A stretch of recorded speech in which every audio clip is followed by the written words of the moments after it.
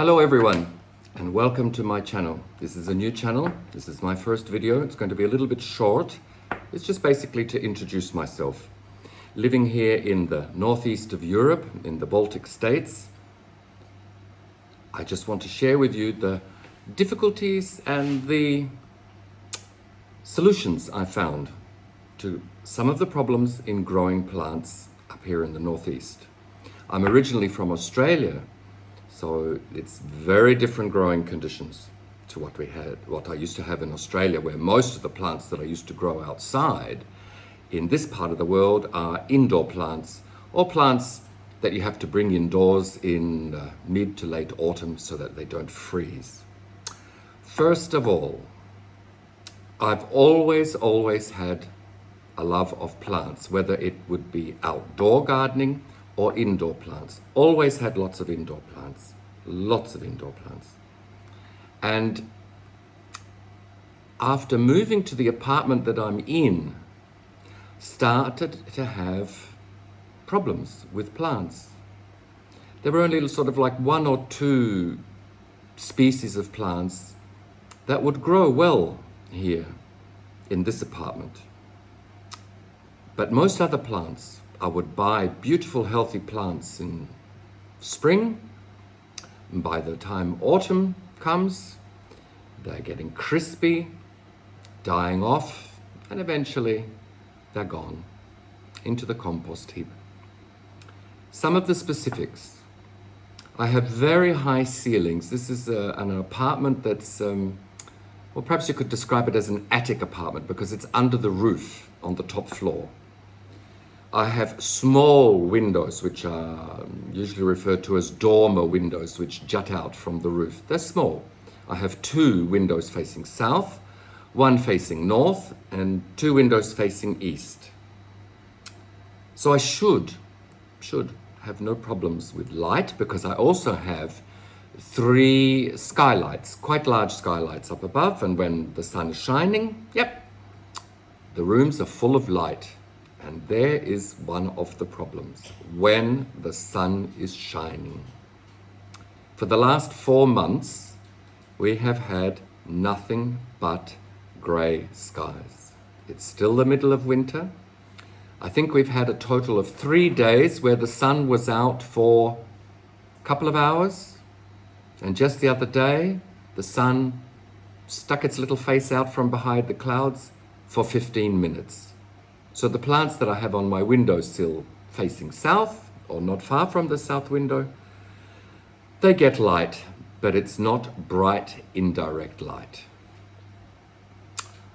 Another problem is because I have ceilings that are like 4.5 to 5 meters high, it's pretty hard to keep the humidity up when winter starts and the central heating starts, because the air gets very dry. I've used a number of solutions, and I will share those solutions in future videos, how I've overcome this problem. I've really have to, at this stage, thank a lot of YouTubers that post their experience and share their care tips and their knowledge in growing tropicals. So I decided in late September, I'm going to take the challenge.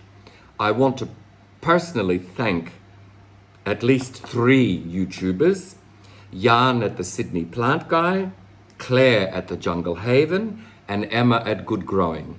These are just 3 of the many YouTubers that I've been following to get solutions and ideas on how to grow plants up here in the northeast of Europe.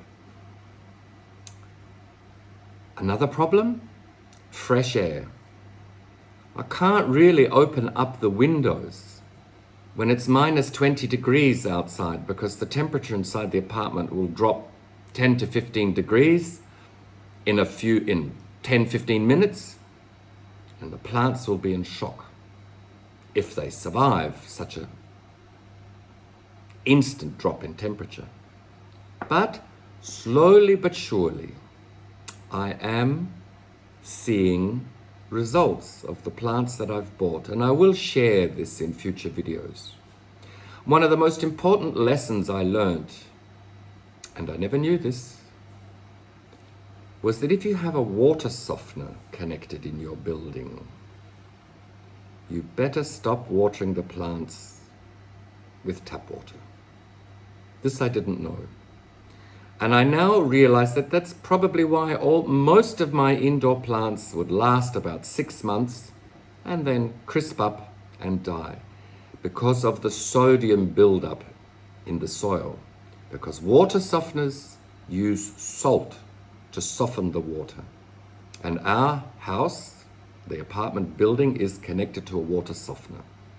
Didn't pay much attention to the fact that in some of the fees that we paid, there's a fee every few months for salt for the water softener. And it was only through YouTubers that I was informed that this is bad for plants. So at the moment I've switched to using one of those portable filters, Brita filters. And all my plants are watered with filtered water. I usually have about 9 or 10 liters of water in containers of filtered water at room temperature, ready to water whenever. I'm also, in the past, I think I was also a heavy waterer. So I've taken some steps to ensure that I don't overwater my plants. And most of my plants now, in the middle of winter, are doing extremely well. Pushing out leaf after leaf, and they're all different plants. Philodendrons, Hoyas, Alocasias are putting out new leaves in the middle of winter. But I'll share all of this with you later in another video. Now, I started buying these plants October, November. I even bought some in December because I thought, well, it's winter coming in this part of Europe, cold winter, and probably the big box stores and nurseries are going to want to clear some of their stock. And yes, I got some for a very good price. And I've sort of also made some mistakes. I ordered some plants in the middle of in the early November, and that's the other problem when being in this part of the world, whether I'm ordering plants from suppliers in Europe or whether I'm buying stuff from Amazon in Germany, it takes about a week to get here.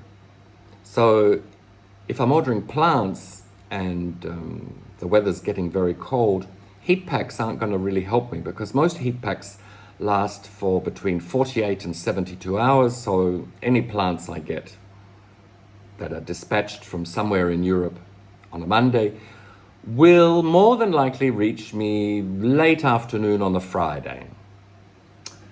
And yes, somewhere around the 10th of November, I decided I wanted to get some plants, additional plants. So I ordered them and everything was fine. Everything was fine, except the plants were dispatched on the Monday. I got them on the Friday, on the 18th of November, but somewhere around the Tuesday or the Wednesday, the temperature here in Lithuania, where I live, dropped to -4 during the day. And I thought, well, that's it. These plants are a goner. And yes, the courier delivered the plants, small plants, baby plants. The box was as cold as anything you would take out of the freezer. When I unpacked the plants, the pots were cold as ice. The leaves of the plants were cold as ice. And I thought, okay, they'll probably last a couple of weeks, and then little by little, they're going to die because they've been subjected to the cold. Now, one of the plants was a Hoya calistophylla. It had 3 leaves, and it just sat there. After about a month, one of the leaves turned yellow and dropped off, and I thought, oh no, this is the beginning of the end. Well, no. In fact, after it dropped its one leaf and two leaves remained, look what is happening. I have a new leaf. Very slow to push it out, but I have a new leaf. I'm so happy. There was a new growth point starting at the bottom, but it seems to have died off. But it's alive and it has a new leaf, and I'm so happy. One of the other plants that was in that batch, because there were 3 I bought, was a Philodendron Caramel Pluto. This is the little baby here, my little Philodendron Caramel Pluto. Well, since the 18th of November, it's pushed out 1 new leaf. It's not doing anything else. It's alive. None of its leaves went yellow. So I'm hopeful that when spring starts in a short while, in a couple of months' time, and there is definitely more light around, it's going to improve. Now, one of the other plants that I bought in this haul, the third one and the only one in this third haul of these frozen plants, was a Hoya kerrii. Okay, I confess, I made a big mistake. I fell for the trap and bought one of these little sweethearts. Well, thanks to YouTubers, I realized that this is a advertising gimmick. Apparently, of all these lovely little heart-shaped leaves that are propagated, about no more than 10% will actually start to grow and put out new leaves. And this will only happen if the leaf that's stuck in the ground has a little bit of a stem attached to it.